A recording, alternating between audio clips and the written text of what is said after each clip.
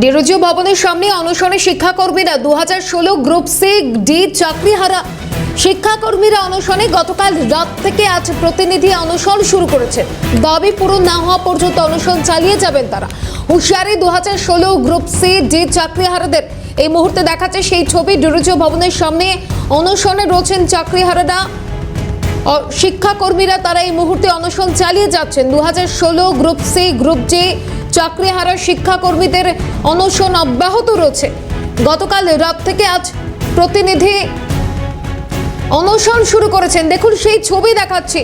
গতকাল রাত থেকে আজ প্রতিনিধি অনশন শুরু করেছেন। দাবি যতক্ষণ না পর্যন্ত পূরণ হবে ততক্ষণ পর্যন্ত তারা অনশন চালিয়ে যাবেন।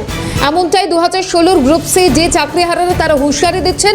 শিক্ষাকর্মীরা তারা গতকাল রাত থেকে অনশন করছেন। গতকাল রাত 8টা থেকে তারা অনশন শুরু করেছেন। কি বলছেন গ্রুপ সি যে চাকরিহারারা শোনাবো। যোগ্য শিক্ষাকর্মীগণ কালকের সন্ধ্যাবেলায় 4:30টার সময় বোর্ডের প্রেসিডেন্টের সঙ্গে মিটিংয়ে এসেছিলাম।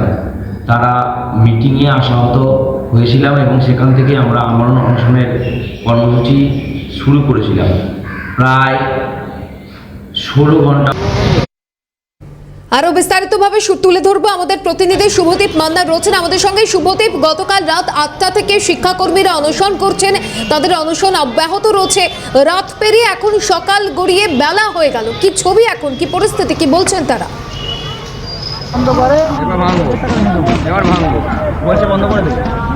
দেখো, গ্রুপ সি এবং গ্রুপ ডি এর শিক্ষাকর্মীরা কিন্তু ডিরোজিও ভবনের সামনে কিন্তু অবস্থান করছেন এবং বিক্ষোভ দেখাচ্ছেন। আমরা কথা বলে নেব তাদের সঙ্গে। আপনারা গতকাল রাত্রির থেকে অবস্থান করছেন, তো অবস্থানও করছেন, কি বলবেন, মানে কেন বা কিসের জন্য? আমরা যোগ্য গ্রুপ সি গ্রুপ ডি শিক্ষাকর্মী যারা আছি, আমরা আমাদের যোগ্যদের লিস্ট চাই। এই যে আপনারা দেখছেন এসএসসি ভবনের সামনে শিক্ষকদের প্রথম থেকে থার্ড কাউন্সেলিং পর্যন্ত লিস্ট দেওয়া হয়েছে। বাকিদের বলা হচ্ছে তারা বৈধ নয়, তাদের প্যানেল এক্সপায়ারির পরে বাকি কাউন্সেলিংগুলো হয়েছে। যোগ্য গ্রুপ সি গ্রুপ ডিদের কোনো এরকম ইস্যু নেই। শিক্ষাকর্মীদের যে কটা কাউন্সেলিং হয়েছে প্রত্যেকটাই এক্সপায়ারি অফ প্যানেলের আগে, অর্থাৎ প্যানেল এক্সপায়ারির আগে। ফলে আমাদের লিস্ট দেওয়াতে কোনো বিতর্ক থাকার কোনো কারণ নয়। তা সত্ত্বেও এরা লিস্ট দিচ্ছে না। আমাদের বন্ধুরা যখন সহকর্মীরা 8 জন সহকর্মীরা যখন ভিতরে যান মধ্যশিক্ষা পর্ষদের প্রেসিডেন্টের সাথে মিট করতে, তিনি কোনো সদুত্তর দিতে পারেননি, তিনি কোনো কথা বলতে পারেননি। তখন থেকে এখনো পর্যন্ত 19 ঘন্টা হয়ে গেল আমাদের 8 জন সহকর্মী ভিতরে অনশন করে চলেছেন। আমরা বাইরে অবস্থান করছি, আমাদের সহকর্মীরা সবাই বাইরে আমরা অবস্থান বিক্ষোভ করছি। আমরা বলেছি যতক্ষণ না যোগ্য অযোগ্যের লিস্ট দেওয়া হবে ওরা অনশন ভাঙবে না এবং আমরা অবস্থান তুলব না।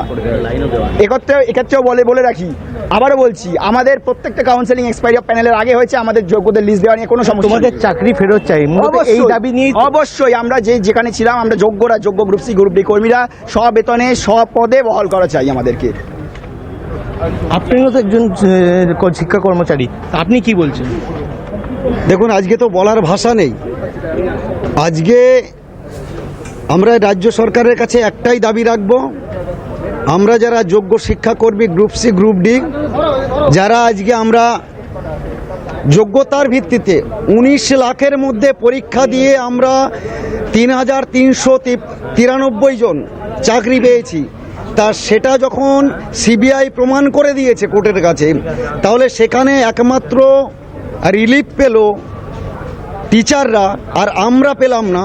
তাহলে এটা কোন বিচার ব্যবস্থার মধ্যে দিয়ে যাচ্ছে? আজকে তো আমরা বলতে নেই, আমরা হয়তো কোর্টের এগেনস্টে কোনো কিছু বলতে পারবো না, কারণ আইনের বিরুদ্ধে আমরা কিছু বলার অধিকার নেই। কিন্তু আজকে আইনের কাছে আমাদের প্রশ্ন থাকলো যে আইন কি বিচার করলো যে গ্রুপ সি গ্রুপ ডি সমাজে কি কুকুর ছাগল? এরা কি মানুষ নয়, না মানুষের মতো দেখতে এরা? যে মাস্টারদের বেলা এক রকমের বিচার হলো, আমাদের বেলা এক রকমের বিচার হলো। আজকে তো আইন ব্যবস্থার উপরে প্রশ্ন উঠছে। তাই যদি আমাদের কুকুর ছাগল এই ভারতবর্ষের আইন মনে করে এবং পশ্চিমবঙ্গ সরকার যদি আমাদের এইটা মনে করে, এসএসসি দপ্তর যদি এটা মনে করে, তাহলে কুকুর ছাগল কিন্তু এবার রাস্তায় কামড়াতে শুরু করবে, সেটা আমরা বলে দিলাম। তাই আমাদেরকে চাকরিতে অনতিবিলম্বে বহালে রাখতে হবে। আমরা জানতে পাচ্ছি রাজ্য সরকার এই মুহূর্তে এবং এসএসসি পরীক্ষা নেওয়ার প্ল্যান করেছে এবং সেই পরীক্ষায় আবার যে দুর্নীতি হবে না তার কি প্রমাণ আছে? আজকে সুপ্রিম কোর্ট যেখানে বলে দিচ্ছে যে এসএসসি এই যারা নিয়োগ করেছিল 2016 সালের প্যানেল, সেই সমস্ত আমলা অফিসাররাই আবার এসএসসি দপ্তরে চাকরি করছে, তাদের আন্ডারেই আবার পরীক্ষা হবে, এটা সুপ্রিম কোর্ট বলে দিচ্ছে। অর্থাৎ দুর্নীতি এসএসসিকে এবং রাজ্য সরকারকে করতে সুপ্রিম কোর্ট অর্ডার দিয়েছে, এবং সেখানে যে আমরা আর জায়গা পাবো না এটা প্রমাণিত হয়ে গেল।